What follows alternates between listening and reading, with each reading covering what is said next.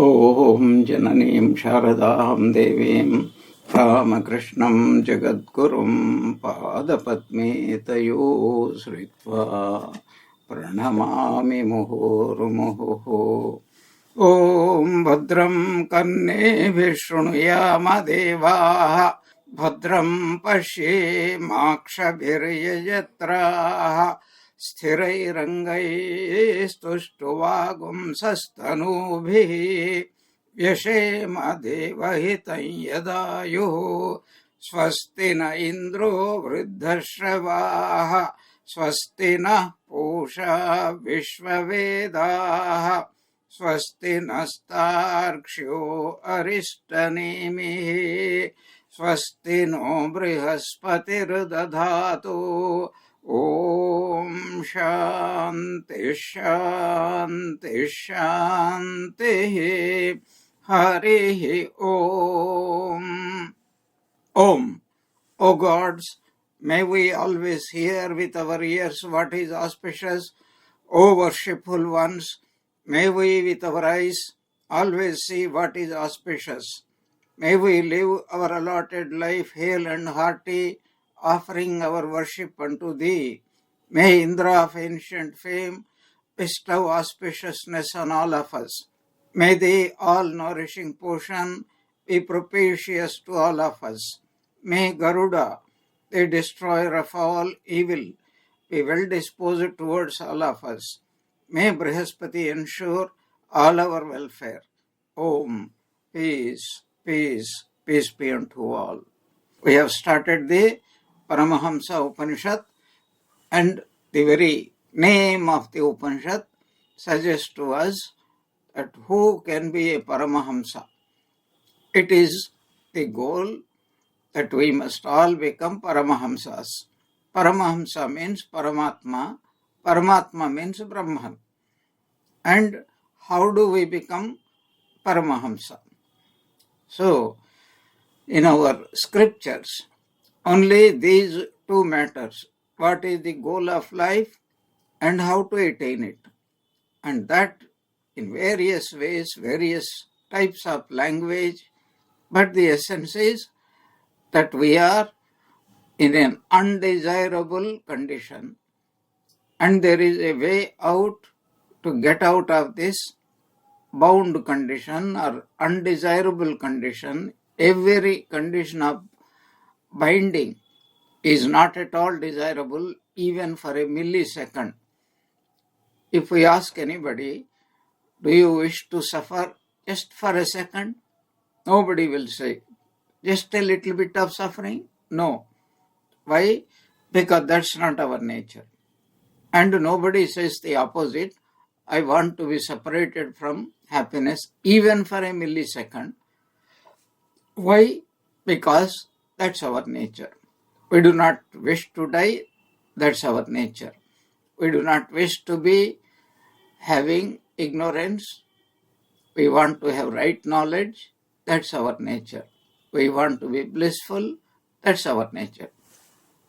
And to know that we are that divine beings, that is explained in every Upanishad, and to become what we are, to know what we are. That is called becoming Paramahamsa. Doesn't matter whether we are putting on type of clothes, ochre cloths, householders' cloths, it doesn't really matter. Even our very bodies are dresses only. So, this Paramahamsa Upanishad is considered one of the minor Upanishads. It belongs to Shukla Yajurveda, and we have seen earlier, even though it only contains 4 mantras, every mantra is quite long. It describes beautifully all the characteristics of a spiritual person. When we use the word spiritual, we might get a wrong impression that a spiritual person or spirituality is meant only for a particular type of person. No, spirituality means how each one of us can be healthy and have wisdom or be wise and be happy and grow in happiness all the time. That is the meaning of spirituality. So there was a great spiritual seeker. He was called Narada, and this Upanishadic Narada and the Bhagavata and Mahabharata Narada seems to be different types of persons, maybe, or maybe the same person out of infinite compassion, after realizing his own real nature, has taken a vow, I will be moving throughout the three worlds, and wherever I find some worthy recipient, I am going to pass on what I have passed through. Naram dadati iti naradaha. And he once approached Brahmaji, who is what is called supreme knower of Brahman, because he himself is Saguna Brahman, and asked this question. So I would wish to be a Paramahamsa yogi. How can you help me in becoming a Paramahamsa yogi? Of course, like a scientist, the characteristics of a Paramahamsa or Sthita Prajna or Samadhi Purusha have to be described. And that is the same thing which Shankaracharya describes in the Viveka Chudamani, Jivan Mukta Lakshana. And there is a specific book beginning with the name Jivan Mukti Viveka, describing all about Jivan Mukti, Videha Mukti, etc. So Narada approached, and he was a Yogya Purusha, Adhikari Purusha, that is a fit person to receive, and unless we are fit, it is useless even to explain things. So Brahma, finding Narada fit recipient, explains that attaining the stage of Paramahamsa Yogi is the only goal of life first. Secondly, it is not easy. It is an arduous task. And such yogis are a rarity. This has been supported and reiterated in the Bhagavad Gita. Manushyanam sahasreshu kaschid yatate siddhaye. Only one among millions really strive to take to spiritual life, and among those who are striving, among the millions of those who are striving, only a few people attain. Doesn't mean others do not attain. It means when they are fit, then they will become.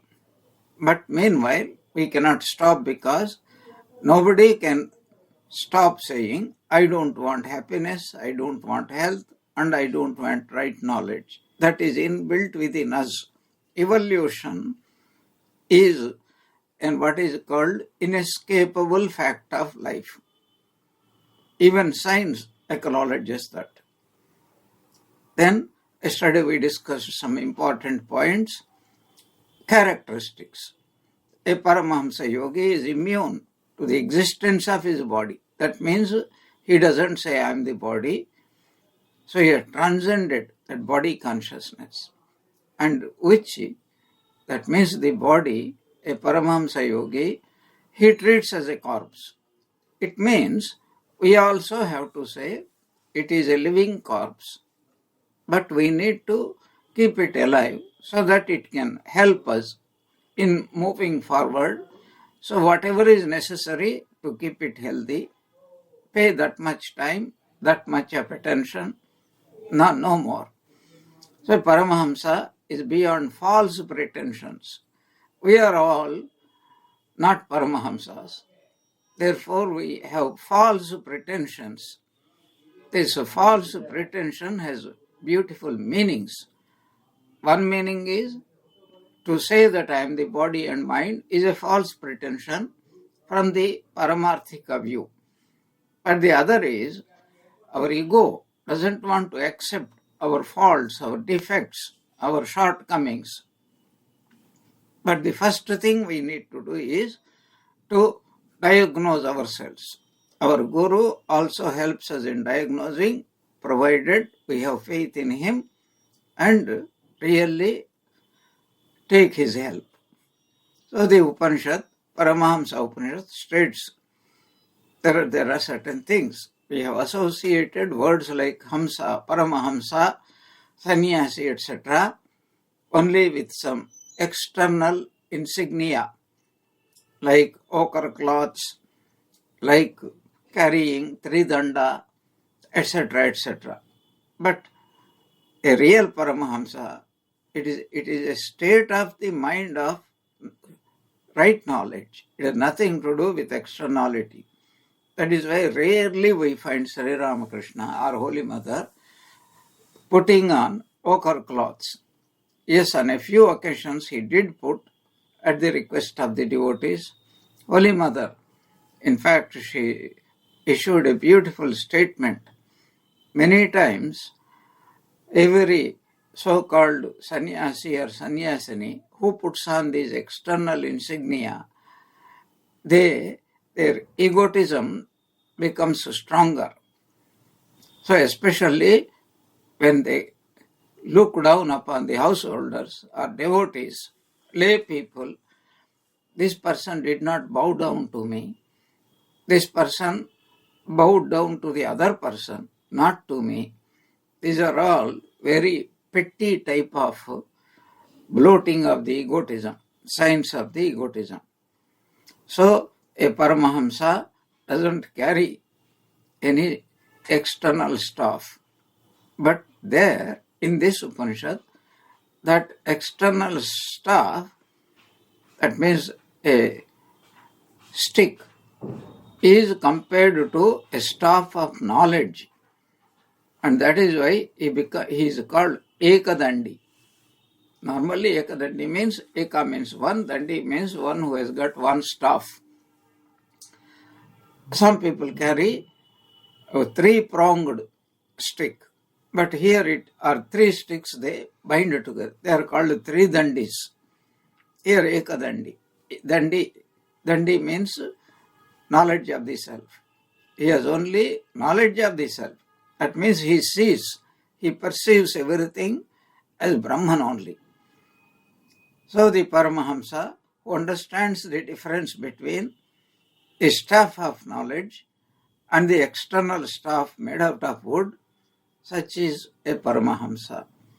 And he is firmly fixed in knowledge because he realized it. It is not intellectual knowledge, conviction, even supported by yukti or reasoning, but it is his own experience in Nirvikalpa Samadhi. And he is always content. Well established within means he perceives inside or outside only God, like Prahlada. And this Paramahamsa's consciousness is permeated with perfect bliss. And he knows that I am Brahman. Not only that he knows I am Brahman, he also knows there is nothing more to be achieved. Not only that, he also knows everything else. We are saying everything else. He doesn't say everything else.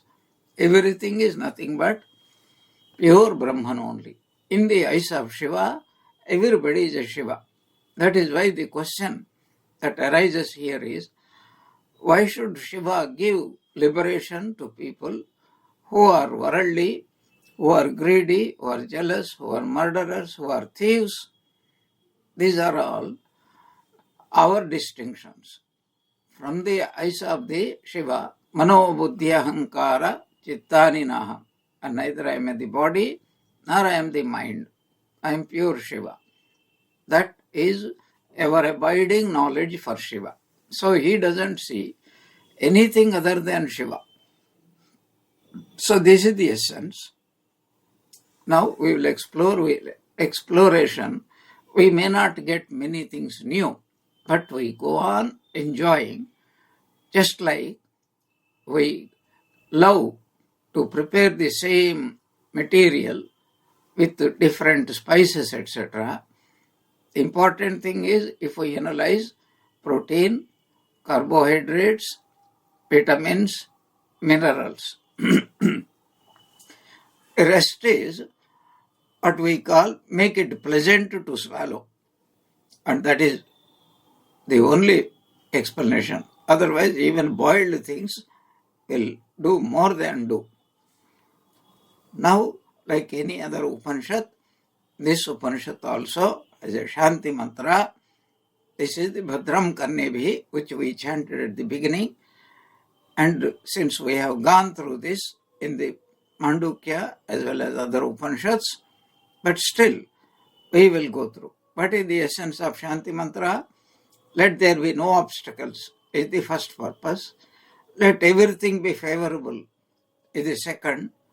Let God's grace make me a fit student, and the same grace of God will descend upon my teacher so that he will be able to teach me in the right way so that I can understand it. And above all, anything is possible only by the grace of God. So even worldly prosperity, for that we pray, as we have been discussing in the Sri Suktam, not to speak of spirituality. This is the great lesson we have to learn and keep in mind when we study, when we follow Sri Ramakrishna especially. He started his spiritual life with complete self-surrender. Oh mother, I am a fool. I do not know what to do. I do not know what to speak. I do not know anything. You please guide me. I surrender myself to you. Here is your dharma, here is your adharma, here is your good, here is your evil, here is your virtue and vice, everything. So he surrendered everything, and the Divine Mother knew that this is a heartfelt prayer and Sri Ramakrishna really meant it. And so he called me like a child. When it is hungry, it only cries. And the mother knows. One type of crying, feeding time. Another type of crying, cleaning time. Another type of crying, playing time, playtime. So the mother knows, and she takes care of the baby in every single way. She carries the baby, she cleanses him, she puts him new dress, etc. And that is what exactly the Divine Mother had done to everybody. But in our example, she did this to Totapuri. She endowed him with that buddhi, I want to become spiritual. She brought a real teacher, Sadguru, to him, and he was made to go through hard disciplines, physical as well as spiritual, and she gave him the strength to successfully perform all those disciplines. And she removed all unbeknown to him, kama, krodha, lobha, moha, mada, matsarya. But he did not realize. He became a little bit proud. I got everything by my own efforts. Ultimately, the person who was given Nirvikalpa Samadhi was brought back to the basic state where he could not concentrate for 1 millisecond. And then Divine Mother revealed herself to him and said that it is I, your body is me, you do not exist. Who wanted to do the spiritual practice? Me. And who came in the form of the teacher? Me. And who gave the strength to the body and mind to perform? Me. And who removed the obstacles? Me. Finally, who realized the truth? Me. Just like a person, all of us, we dream. We went to that place. Who went? I went. Each one of us. In my dream, I don't say you went. I say I went. So I woke up. I had dream, I woke up. I, that is the Divine Mother, when we wake up from this long dream called the waking state, we realize, accepting Brahman, ekameva advitiyam na dvitiyo asti. That is the purpose. So, we require the grace of God. And as we say in Sanskrit, any auspicious thing has many obstacles. So, we have to pray to God that I want to come to you. Please remove the obstacles. In fact, if we interpret this word obstacle properly, like obstacle race, an obstacle race is not an obstacle for the racers. It is to prove their stamina, their worth, and it strengthens them. And for that, they must have practiced a lot of times before participating in this game, competition. So, this is the purpose, ultimately complete self-surrender, and even surrendering ourselves to God is only the ultimate grace of God. With this idea, very briefly we will discuss. We are in this world. We have got 5 sense organs. And the most important organs of these are 2. One is the eyes, another is the ears. So, the amount of knowledge we can derive from the eyes is very little. Only the amount of knowledge we get from the hearing is enormous. How do we understand this? How much can you see and get knowledge? Very little.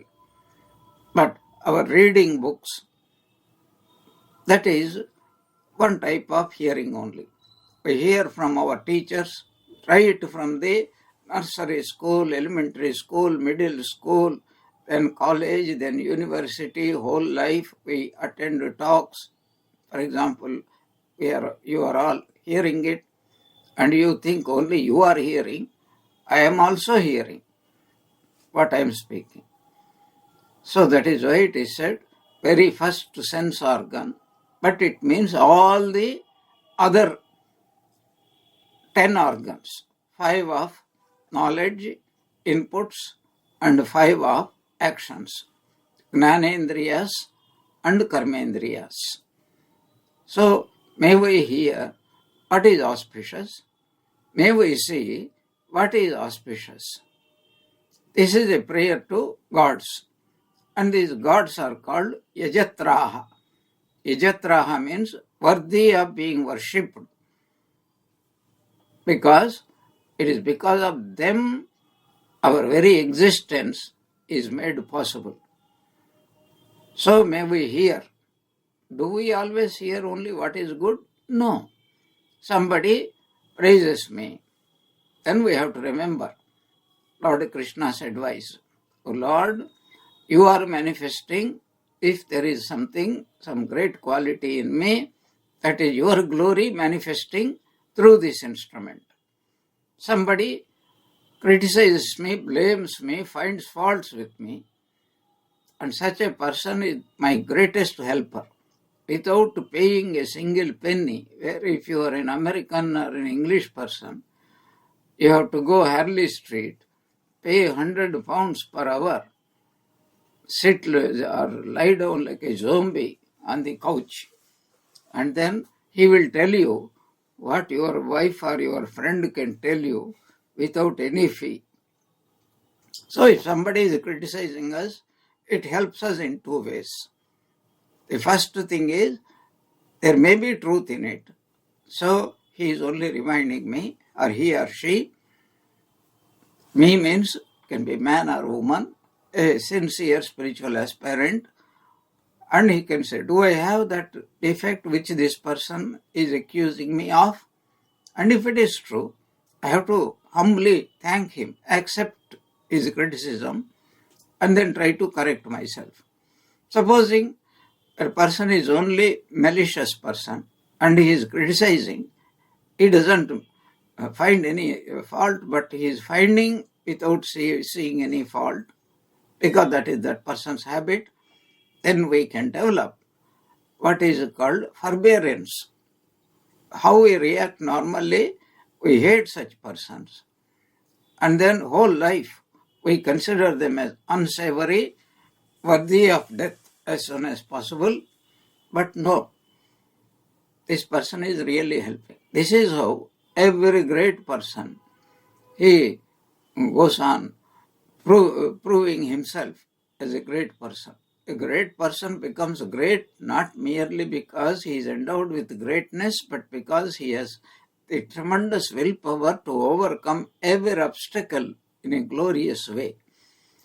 So whatever we hear, let us turn it, transform it into spiritual aid. Similarly, whatever we see, that also we can transform into worship of God. You see a beautiful flower, the glory of God. And you see a crocodile or people like crocodiles shedding what you call crocodile tears, then also you have to learn, I should not be like that.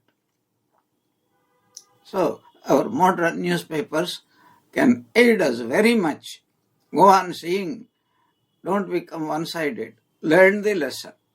So every spiritual aspirant should question himself or herself, so what lesson have I to learn from this event, even if it is happening at a remote place, at a distant place. For example, the war that is going on between Russia and Ukraine and between Israel and Gaza, what lesson can we learn? So we can learn a lot of lessons. So this is turn it towards God. And can we do anything about these events? That is the greatest lesson we have to learn. Do we have any power to stop it? No. So, does anybody have the power?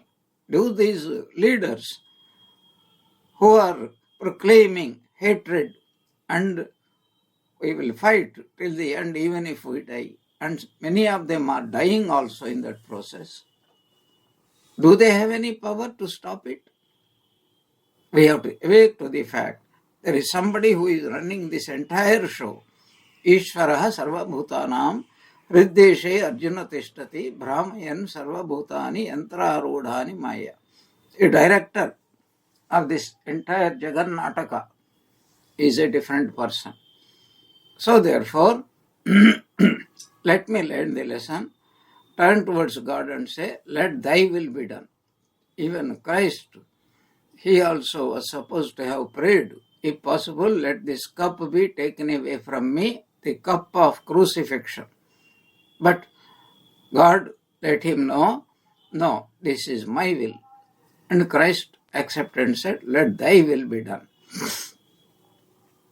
O gods, worthy of being worshipped because worthy of being having the power to grant whatever we are praying for.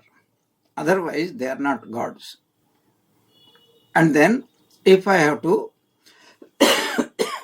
enjoy life, progress in life, then my body must be healthy. There must be, in fact, we have got 5 bodies called Panchakoshas. My Sthula Sharira, Pranamaya Sharira, Manomaya Sharira, Vijnanamaya Sharira, and Anandamaya Sharira. What do these correspond to? 5 layers. It's very beautiful. There is a physical body, it's called Annamaya Kosha. Then we have to keep our pranas, our willpower, and our energy. Prana means energy. Because I have undertaken a great spiritual task and I must transcend to the mind. What does the mind say? The mind, called Manomaya Kosha, should never flag, never hesitate, never lose that enthusiasm. There is a beautiful word in Sanskrit language called Arambha Shuraha. especially Indians, are well known for that. They're like heroes, they start.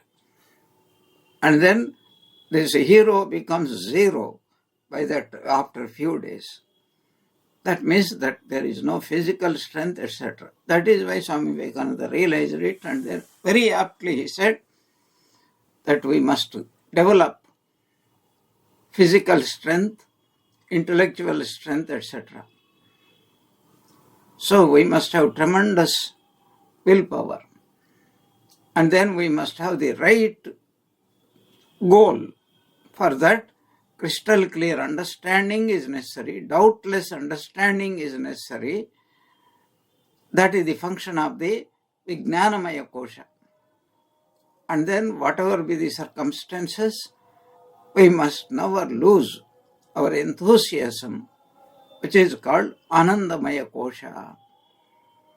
Or if we interpret it in a different way, we must have physical development, intellectual development, aesthetic development, moral development, and finally spiritual development.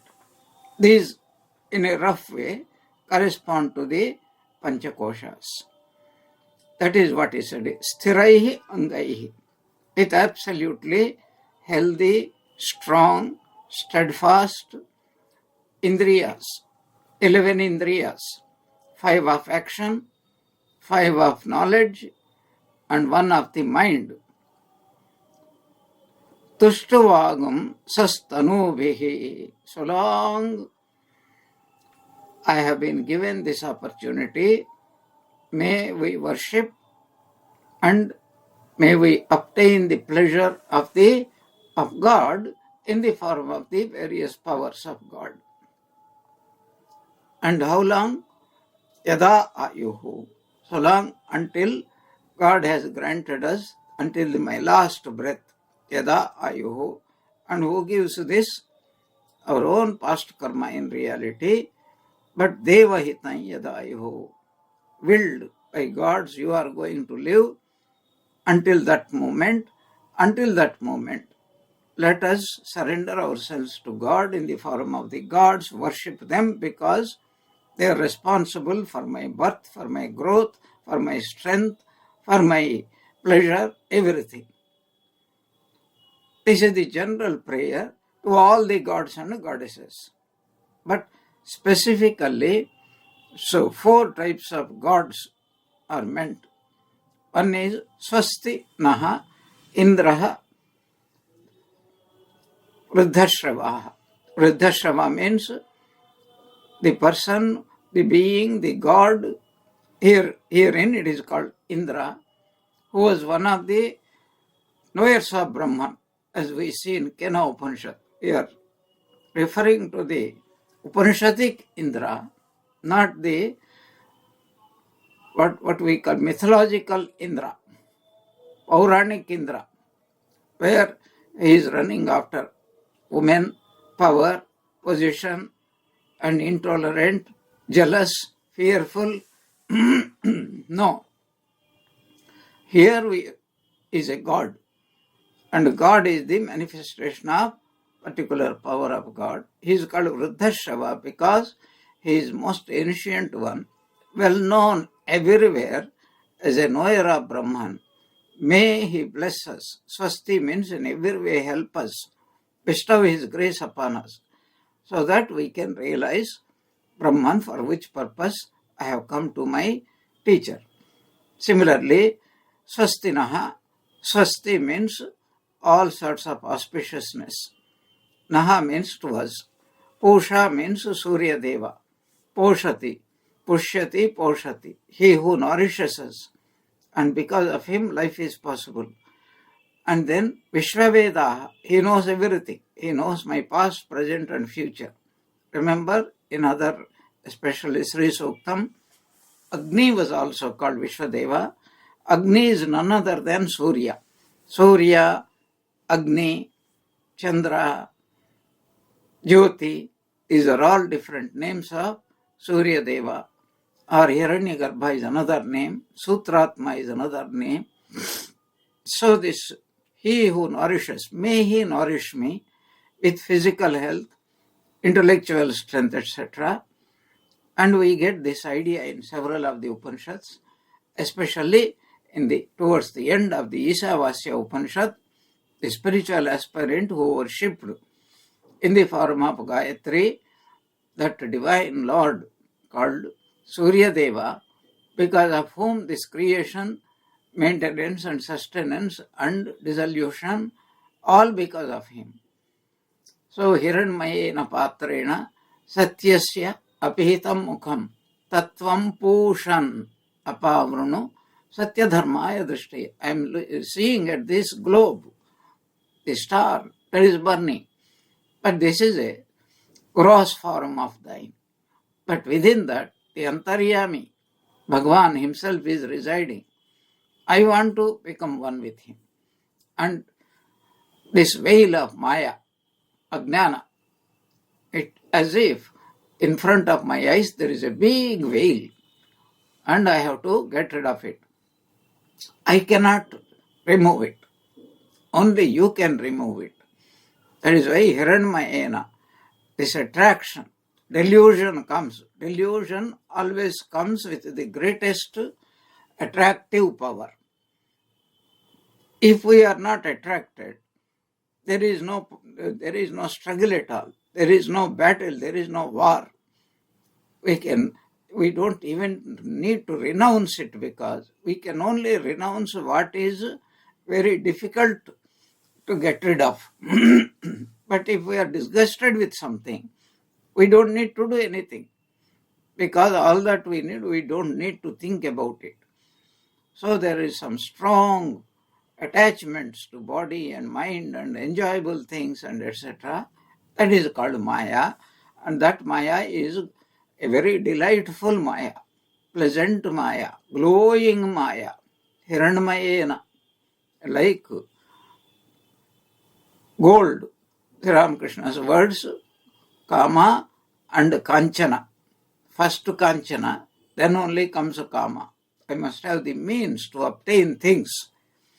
Even if you want to eat a sweet, you should be able to first of all get it. And for getting, you have to work very hard. So as if a huge veil is covering up your face, O Divine Lord, Antaryami.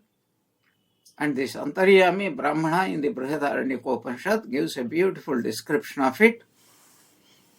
So may you bless me, so that I will be able to remove that disc which is covering your face, so that I can't recognize who you really are. And obviously in the Isavasya Upanishad, the Divine Lord had heard this earnest devotee's prayer and graciously removed the covering, because the truth cannot be covered. It is only the seeker who is having the cover. We are having Maya. God doesn't have Maya. Maya doesn't cover God, cannot cover God. But we are covered by Maya. Just like Sri Ramakrishna puts it, if you put even a small finger in front of our eyes, then we will not be able to see anything at all. The entire world that lies outside us. So he removed. And then what did he see?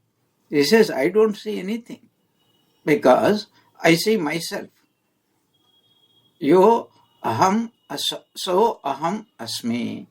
What is there within you? I thought you are separate.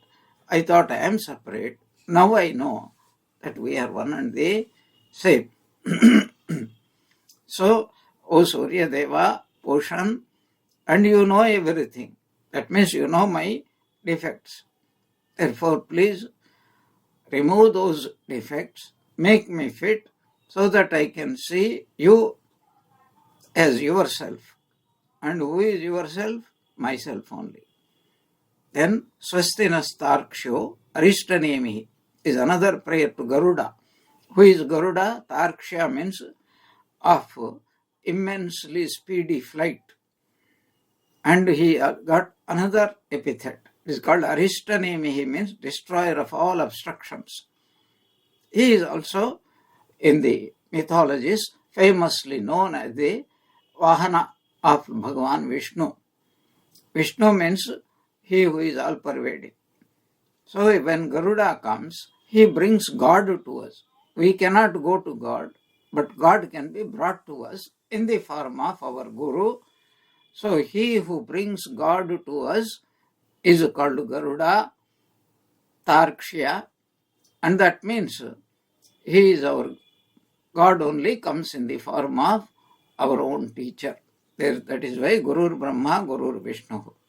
And he can really destroy all the obstructions. So may he bestow, so that may he bring the Divine Lord to me as I am unable to go to him.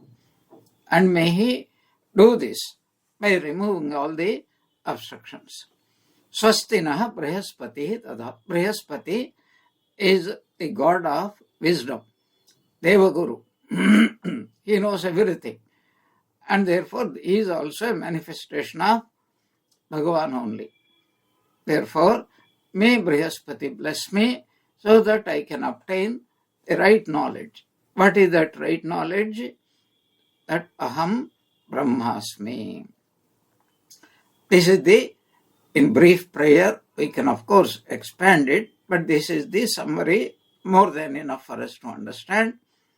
Om Shanti, Shanti, Shanti, thrice, so that there are three sources of trouble or obstacles.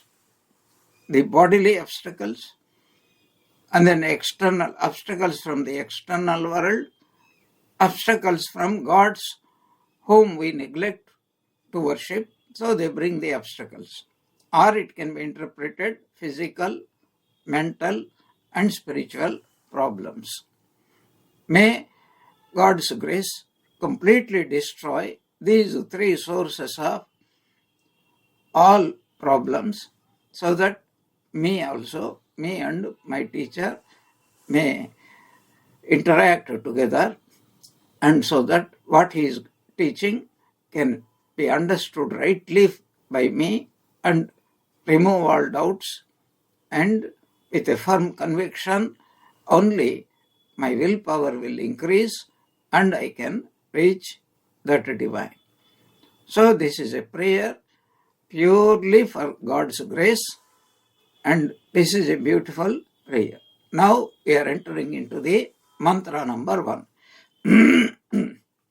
Atha yoginam paramahamsanam koyam margah tesham kastithi iti narado bhagavantam upagatya uvacha.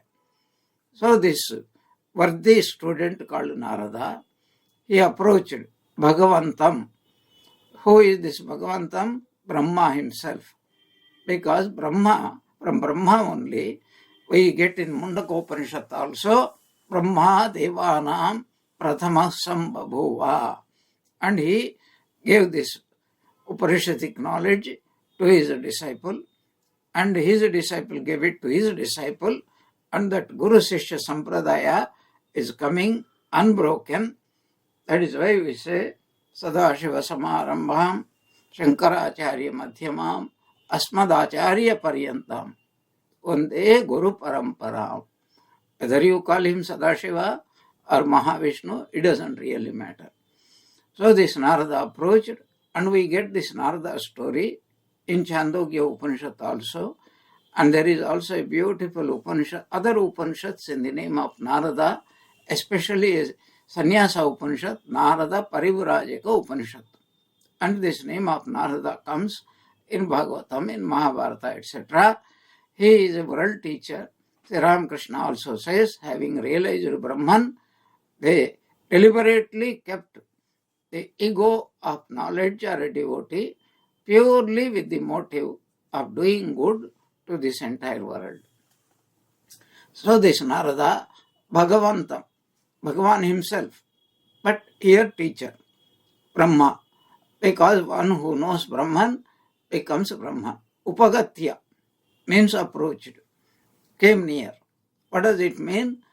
So there is a beautiful word that Upa means Samipa, but how traditionally, according to scriptural this thing. a disciple is supposed to carry some firewood.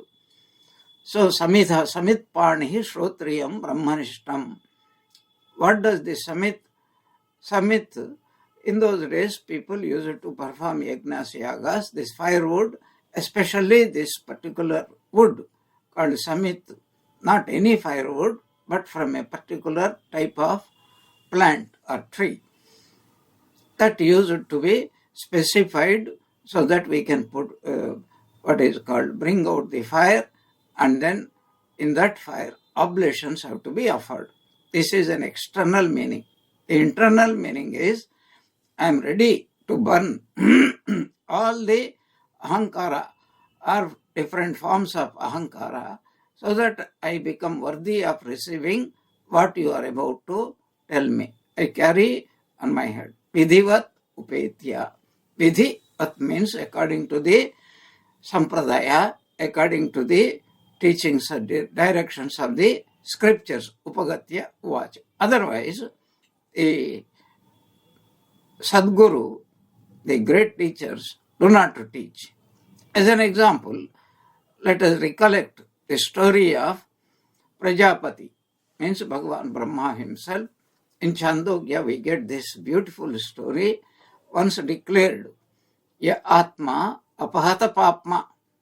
So there is this Atma, one's own self, apahata papma. Even sin means duality, can never touch. And he who realizes this Atman, all his desires, sarvan kaman, all the desires will be completely fulfilled. That means the person will not have any desires. And who will not have desires? Only a person who has obtained everything. When a person obtains 100% of something, only then he becomes completely desireless. If somebody has got 1%, lot of desire. 50%, 50% desire. 99%, 99% desire. But 100% when a person gets, like you fill up a tumbler full of water, there is not a space even for one drop more to be added. It will overflow. This is just an analogy. So a person who realizes the infinity, there is nothing besides the infinity. In this infinity is okay, but a little bit of that I want to add, then it becomes really infinite. This kind of stupid type of logic must be stopped by all of us. So he had only one desire. So Prajapati declared that whoever realizes that I am Brahman, all his desires will be totally fulfilled. And there were two people, a representative of gods, a representative of the demons. Indra was the representative of the gods, and Virochana was the representative of the demons. They approached him. And then they were not fit. So the teacher asked them, 32 years. At the end of 32 years, he asked, bring a pail of a big utensil full of water, and then fill it up with water and look and see what you are able to see. And they saw their reflections. And then Prajapati taught them, that is Atman. What you see when you look into the waters or into a mirror, and that is the Purusha. And Virochana went back satisfied. What do I see? I see my own body. So body is the Atma. These are called Charvakas. And then he started propagating. Most of us in this modern world, including the scientists, first of all the scientists, they don't see anything else excepting body and mind. So this is the Atma. So cherish it, pleasure it, and do everything, cater to it, eat, drink, make merry, and there is no rebirth, there is no future birth, there is no punya, there is no papa. The only goal of life is to enjoy, charvaka. And Indra also at first set out. Then he became thoughtful. But this body, it is always changing. It can become blind. It can become deaf. I don't see how this could be Atman. He came back. And Prajapati knew. Said, you are not yet fit to receive another 32 years. When he came, he said, that which you see in your dream, he is the real Atma. And Indra was satisfied. He was going back. Again he became thoughtful. That means he was doing mananam after hearing this. And then he got doubt. Even in dreams, I can be unhappy. I am growing and I will die one day. I see death also. So that cannot be the Atman. So he went back. Another 32 years. And he came and said, that experience of yourself which you have in deep sleep, that is the Atman. You are that. And Indra was this time more satisfied. He went back. But then he did mananam. Said, when I am in deep sleep, I do not know whether I am alive. It is no difference from a dead person. And that cannot be the Atma. Then he came back. Then Prajapati said, you are not yet ready. Another 5 years. So 3 into 32 plus 5 years. 101 years. At the end he said, that which is witnessing the physical body, the subtle body, the causal body, and you are that. Like as we see in the understand through the Mandukya Upanishad. And then Indra understood. He became a knower of Brahman. That is one story. Kena Upanishad, he became a knower of Brahman. That is the second story. So what is meant is, Narada was a fit person and he wanted to become a realized soul, and he approached another realized soul, because if you want money, prosperity, you have to go to a prosperous person. If you want knowledge, you must go to a person who has knowledge. A person who doesn't have what we want, that person cannot give us. So the general rule is, a person can give only what he has. So this Narada, he approached and he was a fit student.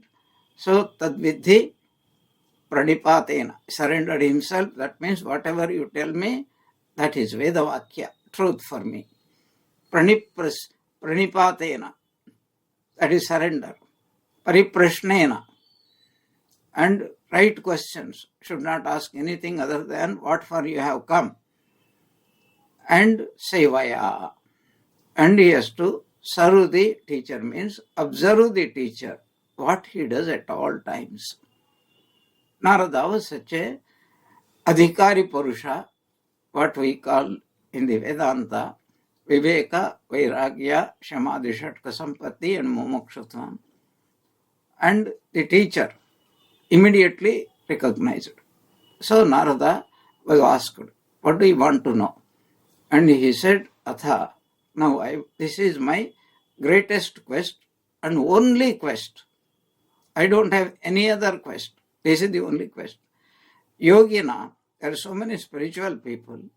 Paramahamsa and there are some Paramahamsas among the yogis. And I want to become one of them. Koyam margaha, what is the pathway for me to become a realized soul? As we discussed earlier, a Paramahamsa is one who knows Aham Brahmasmi. Tesham, what is the condition of these Paramahamsas? Ka sthitihi iti. What sthiti? Sthita pragnasya ka bhasha samadhistasya keshava. Sthitadhihi kim prabhasheta kim aseta vrajeta kim. Exactly same. Sthiti means their status, their condition. Please describe to me. Bhagavanta Upagatya Uvacha, he asked, he begged, he questioned, what is the path of the Paramahamsa yogis and what are their duties? That means how they should live. A duty is something which has to be done. There is no other way. Was the question Narada asked on approaching the divine teacher. Lord Brahma. Tam Bhagavan aha.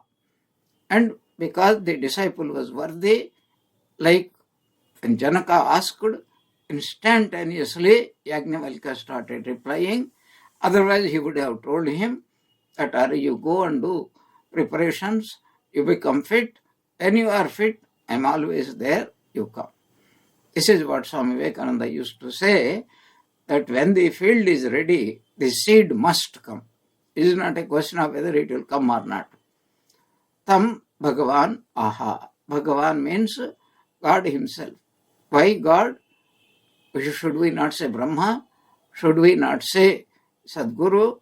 No, Bhagavan means Brahmavit, Brahma eva bhavati.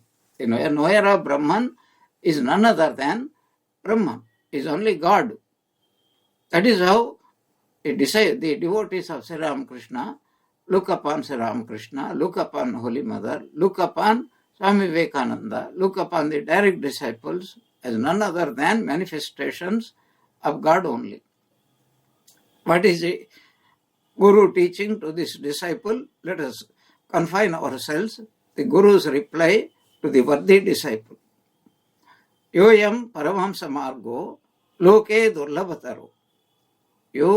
I appreciate you because you are asking the only question that is worthy of being asked. Any person who asks the right question is one of the greatest persons on earth. Because only a knowledgeable person can ask a knowledgeable question. So I am appreciating you. So instead of saying that in these words, this is the Sanskrit expression, whatever you ask, I am Paramahamsa Margaha, the pathway. That means how to become a Paramahamsa. You must have some prior knowledge, what is called Paramahamsa. And I want to become Paramahamsa means how do you desire? Unless you know what is the value of becoming a Paramahamsa, you must have a knowledge of the Paramahamsa. Every desire succeed, it only comes only by the preceding knowledge. You can't go and ask something about which you know nothing. So, Yoyam Paramahamsa Margaha Loke Durlabhataraha. That is what I quoted earlier. Among millions of people, only one or two attempt, and of those who attempt, of the millions who attempt, only one or two really reach the goal. All others also will reach later on. The path of the Paramahamsa that you ask of is accessible with the greatest difficulty by people. That means you must have that qualification, worthiness. Beautiful explanations. We will talk about it in our next class. Om Jananim Sharadam Devim Ramakrishnam Jagadgurum Padapadme Tayo Sritva Pranamami Muhurmuhu. May Sri Ramakrishna, Holy Mother, and Swami Vivekananda bless us all with Bhakti. Jai Ramakrishna.